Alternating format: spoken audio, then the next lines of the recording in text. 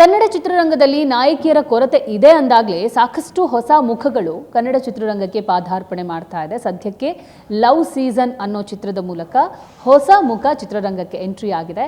So ಆ ನಾಯಕಿಯ ಹೆಸರೇ ದಿಯಾ ಕೀರ್ತಿ. ಸದ್ಯಕ್ಕೆ ಅವ್ರು ನಮ್ಮ ಜೊತೆಗಿದ್ದಾರೆ. ಅವ್ರನ್ನ ಮಾತಾಡಿಸುವಂಥ ಒಂದು ಸಣ್ಣ ಪ್ರಯತ್ನ ಮಾಡ್ತೀನಿ.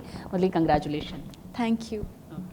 ಕನ್ನಡ ಚಿತ್ರರಂಗ ಅಂದಾಗ ಸಾಕಷ್ಟು ಕನಸುಗಳಿರುತ್ತೆ. ಒಬ್ಬ ನಾಯಕಿ ಆಗಬೇಕು ಅಥವಾ ಒಬ್ಬ ಕಲಾವಿದೆ ಆಗಬೇಕು ಅನ್ನೋ ಕನಸುಗಳನ್ನು ಹೊತ್ಕೊಂಡೇ ಬರ್ತೀರಾ.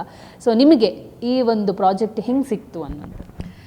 ಇದು ನಮ್ಮ ಹೀರೋ ಮುಕುಂದ ರಾಮಸ್ವಾಮಿ ಅವರು ಮತ್ತು ನಾನು 2018ಇಂದ ಫ್ರೆಂಡ್ಸ್ ನಾವು. ಸೊ ಇವರು ಡೈರೆಕ್ಟರ್ನ ಅಪ್ರೋಚ್ ಮಾಡಿದ್ರು, ಅಂದರೆ ಡೈರೆಕ್ಟರ್ಗೆ ಈ ಥರ ಸಜೆಸ್ಟ್ ಮಾಡಿದ್ರು, ಈ ಥರ ಒಬ್ಬರಿದ್ದಾರೆ ನೋಡಿ ಸೂಟ್ ಆಗ್ತಾರಾ ಹೇಗೆ ಅಂತ. ಸೊ ಆಗ ನಾನು ಮತ್ತು ಡೈರೆಕ್ಟರ್ ಅವರು ಭೇಟಿಯಾದ್ವಿ. ಆಗ ಅವರೊಂದು ಆಡಿಷನ್ಸ್ ಅಥವಾ ಒಂದಷ್ಟು ಮಾತುಕತೆ ಮೂಲಕ ಸೊ ಓಕೆ, ನನ್ನ ಒಂದು ಕ್ಯಾರೆಕ್ಟರ್ ಏನಿದೆ ಮೇರಿ ಅನ್ನೋ ಪಾತ್ರಕ್ಕೆ ಅವರು ಸೂಟ್ ಆಗ್ತಾರೆ ಅಂತ ಹೇಳಿ ಆಗ ಅವರು ಸೆಲೆಕ್ಟ್ ಮಾಡ್ಕೊಳ್ತಾರೆ. ಅದು ಹಾಗೆ ಜರ್ನಿ ಸ್ಟಾರ್ಟ್ ಆಗುತ್ತೆ 2022ಇಂದ. ಓಕೆ, ಮಾಡ್ಲಿಂಗ್ ಲೋಕದಿಂದ ನೀವು ಬಂದವರು, ಅಲ್ಲಿಗೂ ಇಲ್ಲಿಗೂ ಸಾಕಷ್ಟು ಡಿಫ್ರೆನ್ಸ್ ಇದೆ. ಸೊ ನೀವು ಕಲಿತಂಥ ಪಾಠ ಹೋಲ್ ಸಿನಿಮಾ ಆದಮೇಲೆ ಆದಮೇಲೆ ಅಂದರೆ ನಾವು ಈಗ ಥಿಯೇಟ್ರಲ್ಲಿ ಒಂದು 2 hours ನೋಡ್ತೀವಿ, ಬಿಹೈಂಡ್ ದಟ್ ಹೇಗಿರುತ್ತೆ, ಎಷ್ಟು ಕಷ್ಟಗಳಿರುತ್ತೆ ಅನ್ನೋದು ಯಾರಿಗೂ ಗೊತ್ತಾಗಲ್ಲ.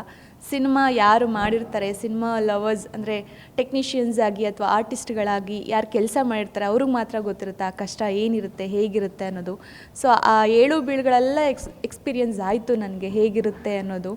ಬಿಕಾಸ್ ಇದು ನನಗೂ ಕೂಡ ಫಸ್ಟ್ ಟೈಮ್ ನಾನು ಫೇಸ್ ಮಾಡ್ತಿರೋದು ಕ್ಯಾಮ್ರಾ ಆಗಿರಲಿ ಎಲ್ಲನೂ.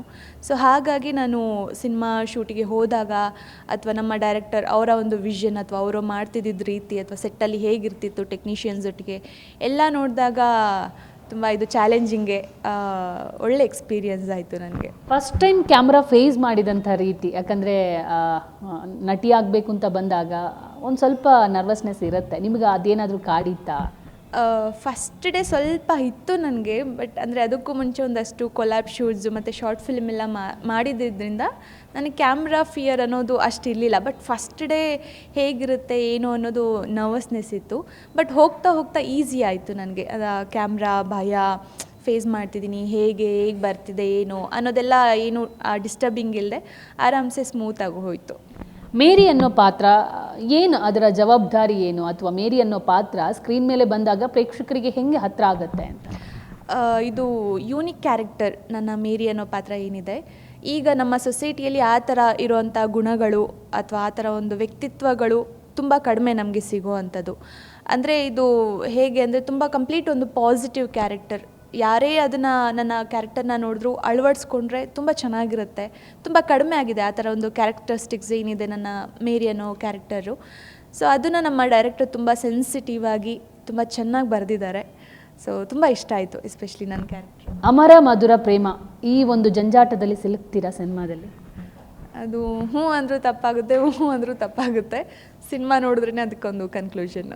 ಈಗಾಗಲೇ ಸಾಂಗ್ಸ್ ಎಲ್ಲ ರಿಲೀಸ್ ಆಗಿದೆ. ಸೊ ನಿಮ್ಮನ್ನು ನೀವು ಆ ಒಂದು ತೆರೆ ಮೇಲೆ ನೋಡಿದಾಗ ಹೆಂಗೆ ಅನಿಸುತ್ತೆ ಅಂತ? ಇಲ್ಲ, ತುಂಬ ಖುಷಿ ಆಯಿತು. ಅಂದರೆ ನಾನು ಆಗಲೇ ಹೇಳ್ದಂಗೆ ಸಿನಿಮಾ ಮಾಡುವಾಗ ಜರ್ನಿ ಏನಿರುತ್ತೆ ತುಂಬ ಕಷ್ಟ ಆಗುತ್ತೆ. ಆ ಟೈಮ್ ನಾವು ಮಾಡುವಾಗ ಏನಿರುತ್ತೆ ಅದರದ್ದೇ ಆದಂಥ ಅಪ್ಸ್ ಆ್ಯಂಡ್ ಡೌನ್ಸ್ ಇರುತ್ತೆ. ಆ ಕಷ್ಟಗಳೆಲ್ಲ ಮಾಡಿ ಈಗ ಒಂದು ಸ್ಕ್ರೀನ್ ಮೇಲೆ ನಾವು ನೋಡುವಾಗ ಒಂಥರ ಸ್ಯಾಟಿಸ್ಫ್ಯಾಕ್ಷನ್ ಸಿಗುತ್ತೆ. ಬಹಳ ಖುಷಿ ಆಯಿತು. ಫಸ್ಟ್ ಮೂವಿನೇ ಲವ್ ಸ್ಟೋರಿ ಸಿಕ್ಕಿದಾಗ ಎಷ್ಟು ಖುಷಿ ಆಯಿತು ನಿಮಗೆ? ಎಕ್ಸೈಟ್ಮೆಂಟ್ ಇತ್ತಾ ಈ ಸಿನಿಮಾ ಹಿಂಗೆ ಮಾಡ್ತೀನಿ ಅನ್ನೋದು? ಹೌದು, ಎಕ್ಸೈಟ್ಮೆಂಟು ಇತ್ತು ಮತ್ತು ಹಾಗೆ ಕ್ವಶನ್ ಮಾರ್ಕ್ ಕೂಡ ಇತ್ತು. ಹೇಗಿರುತ್ತೆ, ಹೇಗೆ ಮಾಡ್ತೀನಿ, ಅಂದರೆ ನನಗೆ ಹೊಂದ್ಕೊಳ್ತೀನ ನಾನು, ಸೂಟ್ ಆಗುತ್ತಾ ನನಗೆ, ಅಂದರೆ ಈ ಥರ ಒಂದು ಕ್ವಶನ್ ಮಾರ್ಕ್ಸ್ ತುಂಬ ಇತ್ತು. At the same time excitement ಇತ್ತು. ಸಿನಿಮಾ ಓಕೆ ಹೇಗಿರುತ್ತೆ, ಓಕೆ ಮಾಡ್ತಿದ್ದೀನಿ ಸಿನಿಮಾ.